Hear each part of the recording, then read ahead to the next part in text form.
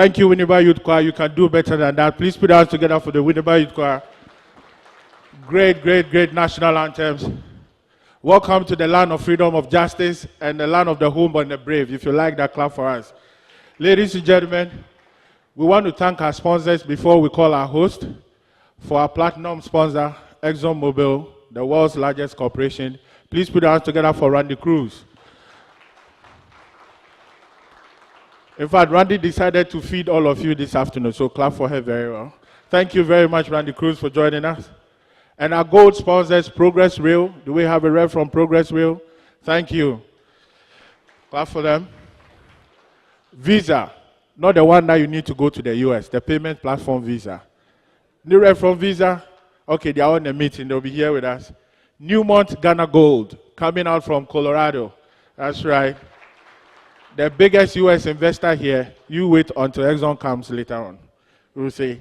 And the Standard Chartered Bank. You need to keep your money with them. They will join us very soon. We also have our silver sponsors, PricewaterhouseCoopers. Do we have? That's right. Please clap for them. The Enterprise Group, they will join us in the afternoon. The Enterprise Group. Apollonia City Rendezvous, will also join us in the afternoon. Conship, for everything that has to do with logistics, please clap for them. And of course, you know it, the Christopher Columbus of Ghana's oil and gas, Cosmos Energy. Please put your hands together for them, the real explorers. He also happens to be my boss. With that, ladies and gentlemen, please, let's welcome the host president, Mr. Joe Mensah, to give us his opening remarks. But while he works here, I'll just introduce a few of the dignitaries that we have. We are pleased to have with us here the Honorable Minister for Trade and Industry, a very good friend of the US, the Honorable Alan Chairman Team. Please put that together for him. He also came with his Deputy Minister, the Honorable Ahumka Lindsay. Please put your hands together for him. Well, I can see some very good friends also loving the US joining us. Please put that together for the former Finance Minister, Honorable Setepe. So with that, please let me hand over to my boss, Mr. Joe Mensah, to give us his opening remarks. Thank you, Simon, and good morning to all of you. Simon is pretty much giving my remarks. Just to recognize the important dignitaries here and also the major sponsors that made this a reality. So I think I'll cut my remarks pretty brief. It is indeed an honor and a delight to be hosting this maiden US-Ghana Business Forum. It's something that we've been thinking about it for a long time, and it finally materialized. And the whole objective of what we're trying to accomplish is to bring our two businesses in our two countries together to figure out how we can really take the discussions to a higher level and also now take discussions into transactions. Oftentimes we meet, we exchange ideas and what have you, and then we walk away. This time around, we want to make sure that the discussions that we have can really translate into tangible businesses or transactions that all of us could take so that we can elevate.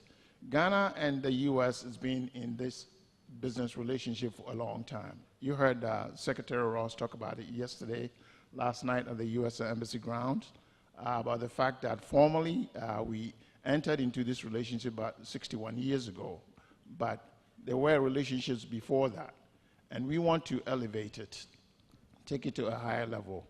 I stand here as an individual that spent quite a bit of my years in the US before coming back to Ghana to open IBM office.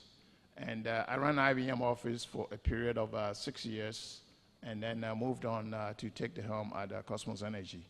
So for someone that has run 2 US firms, I can stand here and testify that Ghana is indeed good for business.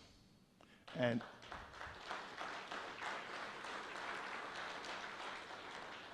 I know you will read in the trade press history and what have you, talking about the fact that Ghana is a very peaceful environment.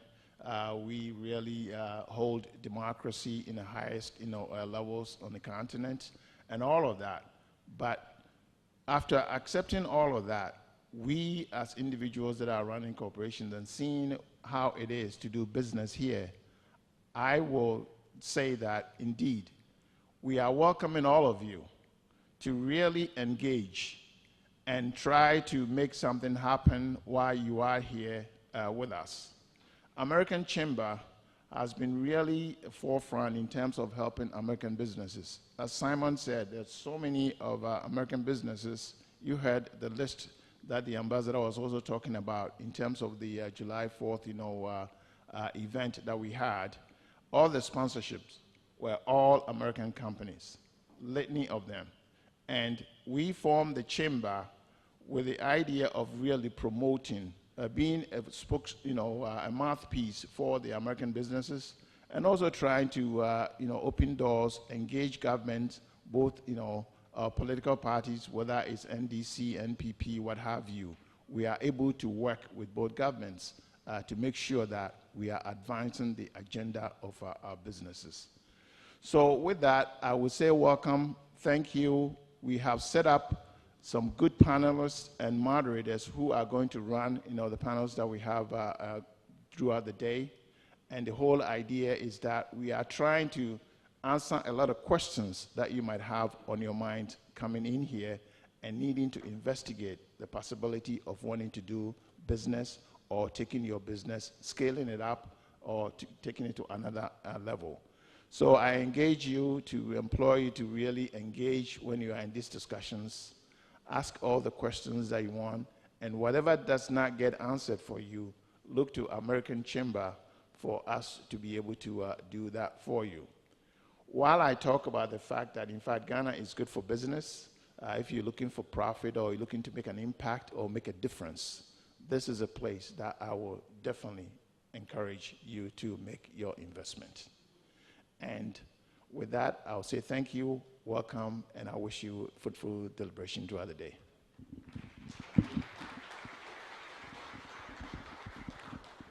Thank you very much. I am sure you can do much more for the host, President Mr. Joe Mensah. Thank you. We'd also like to acknowledge the Vice President of the AmCham, Mr. Felix Addo. Please put your hands together for him. Yes. And some two very important persons. The President of IBM Africa, Mr. Takrim. Please put your hands together for him. Very, very great gentleman. Nice meeting you, sir. And also a very good friend, the friend of Africa, Mr. J. Ireland. Thank you. Thank you for joining us today. And as the President was saying, he spoke about us being affiliated to the U.S. Chamber of Commerce. The U.S. Chamber of Commerce is the world's largest trade organization with over 3 million members. They're promoting trade and investment between the U.S. and the rest of the world. Today, we have with us here the Senior Director from the U.S. Chamber of Commerce, Dr. Shea Vera Yao. He's the Senior Director for West and Central Africa, and he will give us remarks from the U.S. Chamber on this summit. Please put our hands together for him.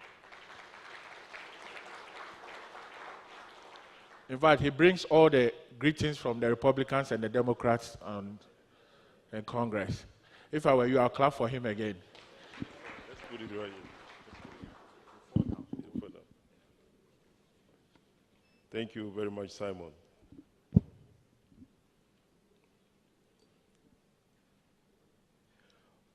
Honorable Minister of Trade and Industry, Honorable Alan Kyerematen, the Ambassador Robert Jackson, I'm not sure if he's here, Mr. Joe Mensah, VP Cosmos Energy and President of AmCham, Jay Ireland, President and CEO of GE Africa and Chair of PAC DBIA, distinguished executive of PAC DBIA delegation, U.S. Africa Business Center board and members, distinguished ladies and gentlemen, all protocol duly observed. On behalf of the U.S. Chamber of Commerce, co-host of this event, I'm humbled and to be here and honored to represent the U.S. Chamber of Commerce, the largest world business federation with over 3 million members around the world with members from all size, sectors, and regions, including 117 AmCham around the world. The U.S. Chamber of Commerce and the U.S. Africa Business Center is housed within the U.S. Chamber of Commerce and is the only institution of its kind representing the interests of both the U.S. and African business community. We are vocal advocates for increased bilateral and regional trade and investment with African nations. The U.S. Africa Business Center is co-chaired by Jay Ireland, who is here, and also Aliko Dangote from the Dangote Group. I'd like to thank Jay Ireland for his leadership.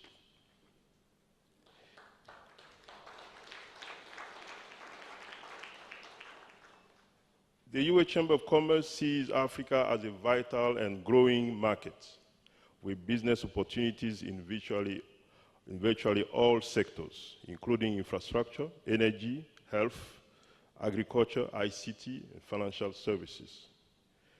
Africa is the fastest growing population in the world.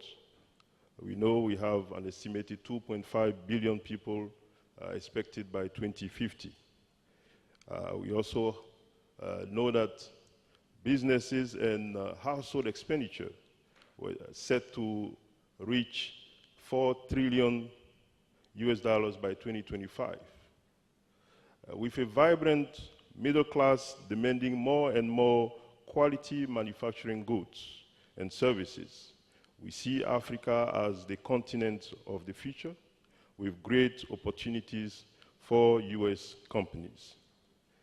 In Ghana, the U.S. Chamber of Commerce has a long-standing commitment to establishing greater commercial ties between the U.S. and Ghana. We have been traveling to and from Ghana for the last decades, working closely with our affiliate local AmCham, Ghana, and we have been very excited to see the progress that the country has made.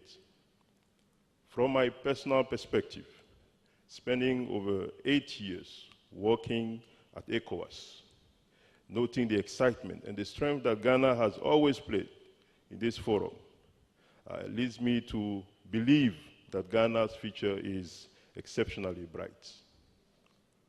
I think the fact that Ghana is one of the President Advisory Council on doing business in Africa, principal destination, speaks loudly on the direction that President Nana Akufo-Addo is taking Ghana's economy.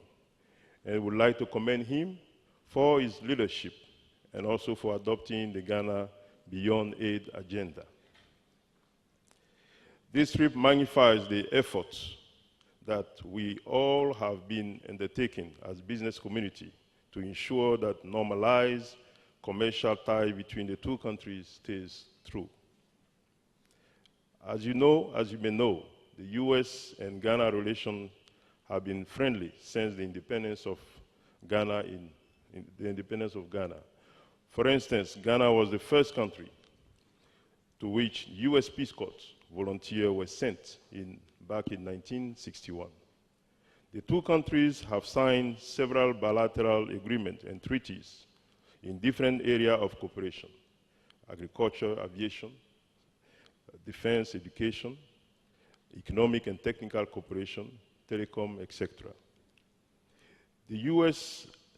is one of Ghana's principal trading partners, with trade exceeding 1.2 billion and FDI estimated at 2.9 billion USD in 2016. We believe that there is a lot of space for improvement, for improving trade and investment opportunities between the two countries. That's why this trip is so meaningful and timely for us. We are indeed very thrilled that such a large delegation of American companies is visiting Ghana, and that the U.S. government continue to consult business community about doing business in Africa and putting the necessary tool in place to ensure that companies are successful. We see the PAC DBIA as an important vehicle for policy advocacy and a unique platform for the business community in the US, in Ghana, and in the US to discuss various obstacles and explore avenues to improve commercial ties between the two countries. During this forum, we'll hold in-depth sector panel discussion, just like the President said, with specialists from government and business on issue of common interest, such as custom modernization, infrastructure development, enabling the digital economy, regulatory challenges, the capital market, and building energy sector in Ghana. Ladies and gentlemen, I would like to conclude by reiterating our sincere gratitude to the government of Ghana for all the kind facility put at our disposal to ensure the success of this event. I would like to thank the Department of Commerce with the Honorable Secretary Ross, the NDS Secretary Gil Kaplan, and member of the PAC DBIA led by Jay Allen and Laura Lane from UPS for driving this process. Special thanks goes to Ambassador Robert Jackson and his entire team for all the support and fruitful collaboration they had with our local AmCham. Finally, allow me to recognize Mr. Joe Mensah for his dynamic leadership as chairman of the board of the American Chamber of Commerce, and also to acknowledge Mr. Simon Maji, who has demonstrated impeccable stewardship in the development and execution of AmCham strategy in Ghana. We are proud partners and encourage all companies here in this delegation to be member of the AmCham, if you have not done so far, because our motto is really no company left behind. We want to make sure everybody joined. This event is made possible with the generous support of our sponsor. I think we have ExxonMobil as our platinum sponsor. We'd like to thank them. We have Progress Rail, Caterpillar, Visa, Standard Chartered Bank as our gold member.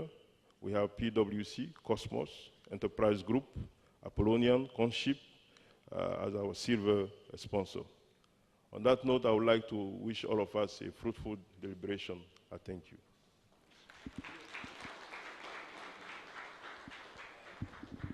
Thank you very much. And he left out the gold miners. Please, no offense. Newmont Ghana Gold. Clap for them. They nearly said, I won't pay you when you come. Thank you very much, Dr. Shevera Yao. Please clap for him, Senior Director from the U.S. Chamber of Commerce. We also have with us here the Honorable Ajenim Boateng, who is the Deputy Minister for Railways. Please clap for him. He joined us, yes. I am sure the mentioning of railways will have my friends from Progress Rail shouting, yay, I have the Deputy Minister with us. Please permit me a few seconds to introduce my board. With us, Mr. Philippe Aivo, who is the past president of the Chamber. Thank you, sir, for joining us. Another past member of the Chamber is Mr. Leslie Nelson. Very, very great. He's still a member of the Chamber, but he just left the board, so please clap for him. Gee, you don't want to miss their money, right? And Mr. Park Unshum from Delta Airlines is with us here. Aisha Bedwe from Pricewaterhouse. Adiki ITV from Newmont. Thank you very much. Our own treasurer, Doris Afanyade.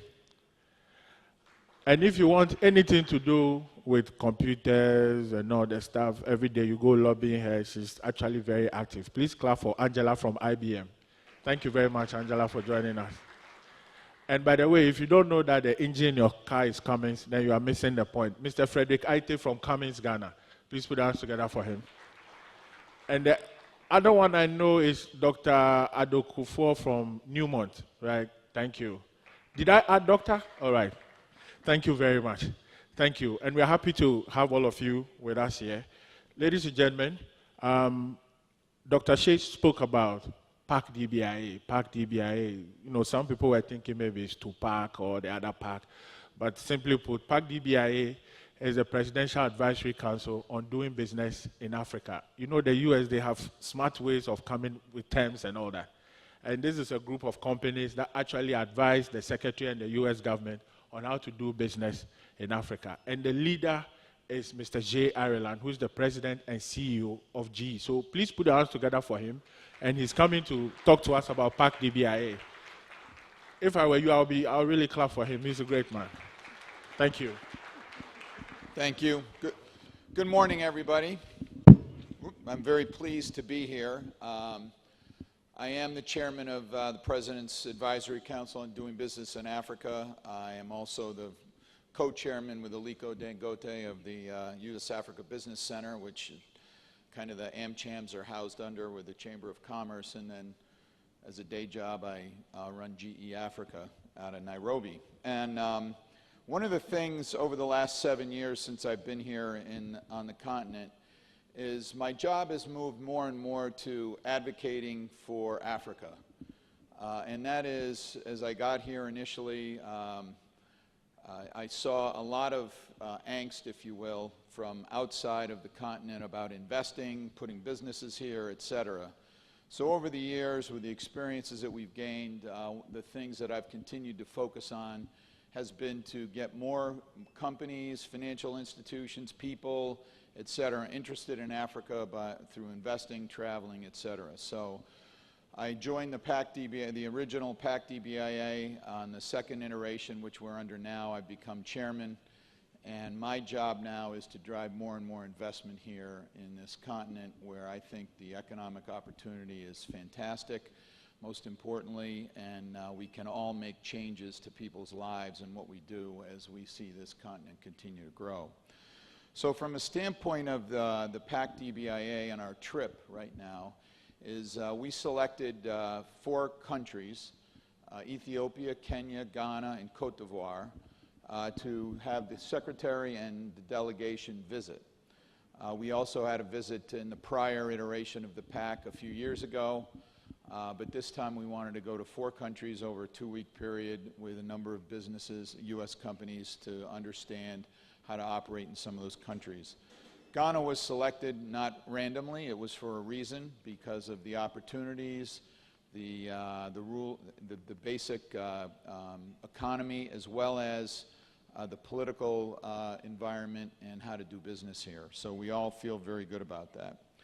So last year in November, we had our first meeting with Secretary Ross, and we issued a report identifying the main obstacles many U.S. companies face when doing business in some African markets. We then had a follow-up meeting after selecting the countries in April, just a few months ago, where we issued another report identifying recommendations for how the U.S. government could help act to address some of those obstacles. And for each country, we kind of gave a recommendation that we would like to see our government, our U.S. government, work with the governments here in those 4 countries in identifying and hopefully solving some of those. So for Ghana, there were 3 primary recommendations. The number 1 was to provide technical assistance to Ghana's Securities and Exchange Commission to really bolster the liquidity of the market as well as the strength of that market. Number 2 was to help modernize Ghana's customs practices. The third one was to complete a government-to-government memorandum of understanding on commercial participation between the 2 countries in key sectors. On the second recommendation, the vice chair of PAC DBIA, Laura Lane of UPS, right now is actually talking about that with the customs administrator with some of the companies. So we've been able to set a meeting up to really work through that. And I know there's been a lot of implementation of electronic customs processing here, which has been very helpful. On the first recommendations, one of the main tasks for the PAC DBIA was to ascertain facts about the legal structure and other elements of Ghana's regulatory sector pertaining to security. And we'll be working on that today in the 4th panel as the Director General of Ghana's SEC and the Governor of the Bank of Ghana will address some regulatory challenges in the capital markets. And finally, on the third one, on the MOUs between the 2 governments, happy to say that yesterday the Minister of Finance and Secretary Ross signed the memorandum of understanding yesterday, so now we have somewhat of a document that we can work together in really helping to drive commercial activities between the two countries. So I look forward to really working with both governments and seeing what at least our company, GE, can do in that, and I hope the other PAC-DBIA companies, as well as the Ghanaian companies that are here today, will also take advantage of that document and to work with their respective governments and to try and continuing to drive economic opportunity between both countries. So from a standpoint of my job of advocating for Africa, I really want to thank you for hosting this chamber today, this conference. I think all the panels are really focused on issues that we all need things to get addressed and to understand so we can do business here in Africa in a much more efficient way, and most importantly, continue to drive investment here. And as I said earlier, as we drive investment in Ghana as well as the rest of Africa, the one thing that I've really enjoyed over the last 7 years is our investment does make changes in people's lives and making them better. So again, I applaud all of the companies here in all of what they do in continuing to grow Africa. So thank you very much.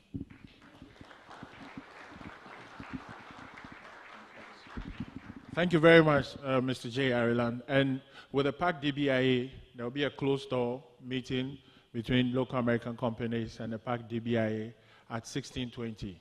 I think that's what the Americans prefer.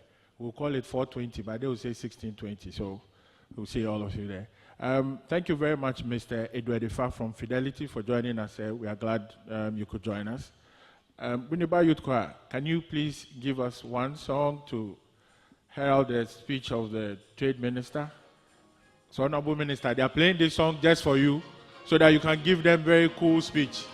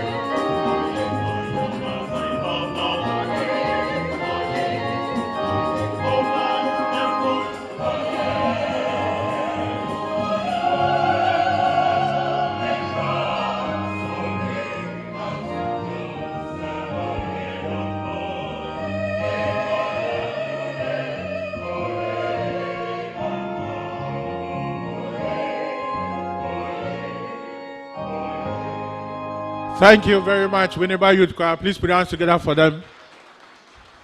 And with that, please let's welcome the Minister for Trade and Industry, the Honorable Alan Kyerematen. Please clap for him. Thank you.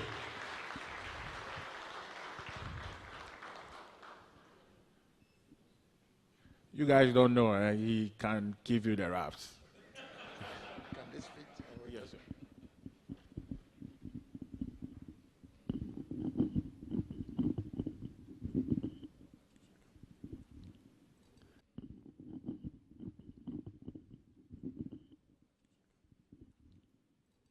Simon, I was wondering why you had to put on your jacket to come and introduce me. And everybody knows that this song actually is a special anthem reserved for His Excellency the President. And I didn't want anybody to be confused about who was coming to speak. Having said that, honorable colleague ministers, the president and members of AmCham,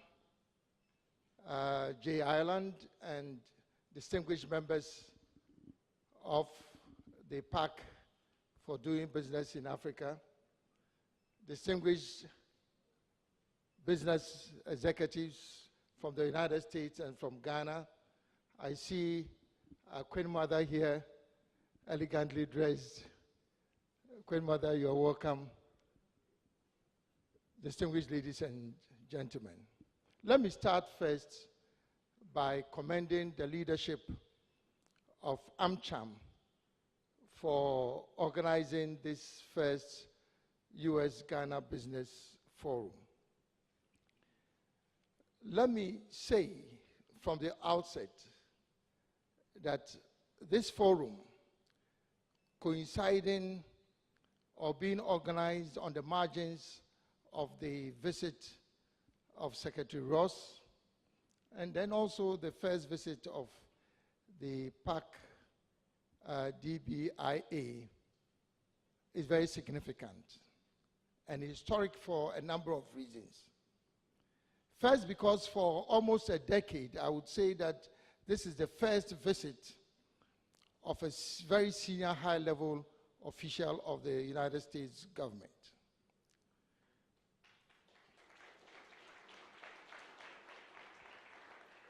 But it is also significant because it is being led by the Department of Commerce. And everybody who understands how things work out in the United States would appreciate the fact that before companies move out, they talk to the Department of Commerce. And for the Department of Commerce to be leading this effort, I think, is very significant, particularly for our country, Ghana. It's also significant because the individual himself, who is now Secretary of Commerce and who is leading this delegation, is also a celebrated entrepreneur. And he adds not just color, but substance to this visit. But it is also significant because the President of the United States has put together an advisory council for doing business in Africa.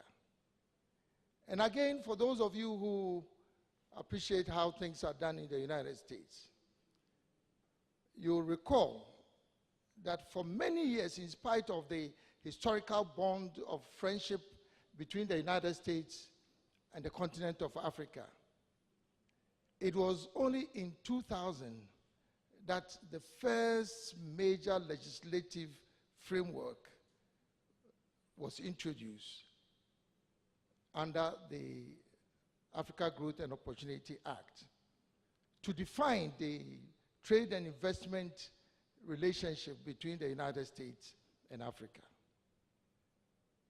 And I think that all the countries in the world that have achieved superlative growth and performance have done so on the back of the access to the US market.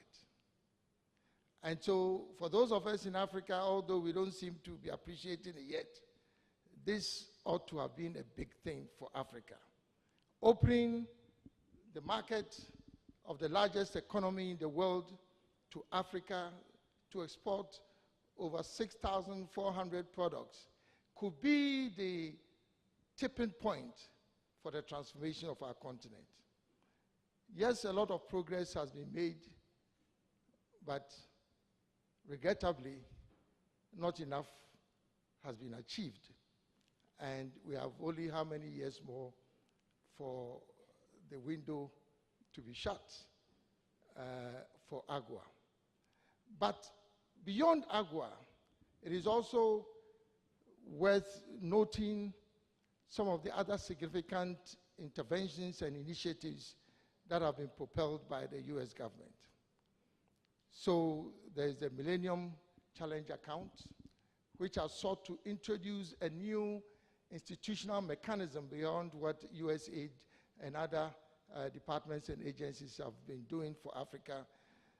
It's introduced a new institutional mechanism for channeling funds to support not only Africa's development, but the development of other countries in the developing world. Yes, MCA has been good to many countries. We are in our second compact, and so we believe that it's a very positive effort. Beyond that also, under President Obama, there was Power Africa, there was Feed the Future, there was Trade Africa, and these are all work in progress. I'm absolutely confident that the President of the United States, President Trump, is going to add a major significant intervention to support Africa's development. And the interesting thing is that the President has set up an advisory council for doing business in Africa. And the composition of this advisory council itself demonstrates that maybe there's something big coming in our way in Africa. And so we hope that when all this is done, and Jay, I hope that your recommendations to the President will lead to another major significant intervention by the United States to support our continent. Having said that, the theme for this forum, strengthening US-Ghana commercial partnership towards a Ghana beyond aid, could not have been more appropriate. As you are aware, our President has articulated a vision for our country of a Ghana beyond aid. And I think the branding is so effective that everybody now is interpreting it their own way. But that's fine. But all said and done, we know that a Ghana beyond aid can only mean that we are building a Ghana that is prosperous and is self-reliant, and will no longer have to depend exclusively on development aid. It does not mean that we do not need a development aid, but we will use development aid now to help us to move Ghana beyond aid. And this has not just been a mere slogan. It is based on a number of critical and fundamental pillars. One is stabilizing our macroeconomy. And I think that for those of you who have been tracking what has been happening in our country, you recall that when this government took over power at the beginning of 2017, our country was growing at 3.7%, thereabout. Within a year and a half, we've moved to a growth rate of 8.5% within 1.5 years. I think that this in itself is a testimony of the prudent way that the economy is being managed. But it's not just about growth, it's also about other economic indicators that point to the health of our economy. So as I'm sure you are aware, inflation has declined from around 15% plus at the beginning of 2017 to a single digit, and I'm absolutely sure that we are going to keep it under 10%. Our primary account balance has also moved from being negative to positive. We have reprofiled our debt, and so I believe that we are now confidently in a position to say that we've moved into sustainable debt levels. Our treasury bill rate has declined, which means that government has reduced its appetite for borrowing, which has been crowding out the private sector from the financial market. And I could go on and on and on. But this is just to demonstrate that when we talk about Ghana Beyond Aid, the foundation is to have a stable macroeconomic environment and foundation. But beyond that, we know that a stable macroeconomic environment is a necessary condition but not a sufficient condition. So there are two other things that we are doing to move Ghana Beyond Aid.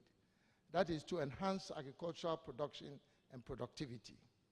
And so we have a very comprehensive program which we describe as Planting for Food and Jobs. But beyond that, we've also launched a very comprehensive and, I believe, ambitious program for industrial transformation.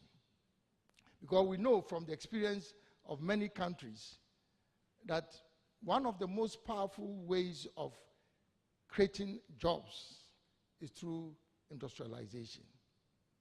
And so we have a 10-point agenda for this transformation agenda. Now, because of the limitation of time, I will talk about just a few of those pillars. We have a program that is called the One District, One Factory initiative. And this initiative is seeking to decentralize and I would say democratize industrialization by bringing industry to the doorsteps of the average Ghanaian in our rural communities. And so as I speak, I hope that this can be an entry point for our friends from the United States private sector. We also are developing, together with the private sector, at least one major industrial park in each of our 10 regions. And we all know how industrial parks have contributed to the growth of many economies. So again, I believe that this will be an entry point for US investments. Beyond that, we've also realized that Ghana cannot continue relying on gold and cocoa for over 90% of our export revenue. And so we've identified new strategic pillars, new growth areas for our economy. So we are going into the petrochemical industry. We are going into the iron and steel industry because we have large deposits of iron. And we have manganese, which combines with iron to give you steel. We are also developing an integrated bauxite and aluminum industry, particularly going into the downstream industry. We are also developing our industrial chemical sector. And I think those of you from the United States, you know what industrial chemicals can do for an economy. This is a $3 trillion global market for industrial chemicals. So Dow Chemicals and all the major US companies know what I'm talking about because we have large deposits of industrial salt, which is a major raw material for the industrial chemicals. And we're also going into automobile and vehicle assembly. Again, sometimes when we talk about this, people think, well, this is ambitious, you are coming in too late, you are doing too much. But the point is that it is not for us to determine the interests that others have in establishing industries in this sector. So already we have advanced our negotiations with 3 major global companies for setting up automobile assembly plants in Ghana. We're also developing Ghana to become the new gateway for the pharmaceutical industry in West Africa. And I know all the major US companies, pharmaceutical companies, this is an entry point for investment for you in Ghana. Beyond that also, we are developing and enhancing the growth of our oil palm industry. And I know that there are major companies in the US who have long years of experience in this. And I could go on and on and on. My brothers and sisters and our friends from the United States, I believe that this is a new dawn for our relationship. And I hope that our friends who have been put on this advisory council will become the voice, the new voice of Africa within the United States, complementing what many other institutions and organizations have been doing over the years to bring Africa to the attention of the United States. I'm excited about the opportunities that our country offers, and I believe that together, America will be great and Ghana will also be great. Thank you, and God bless you.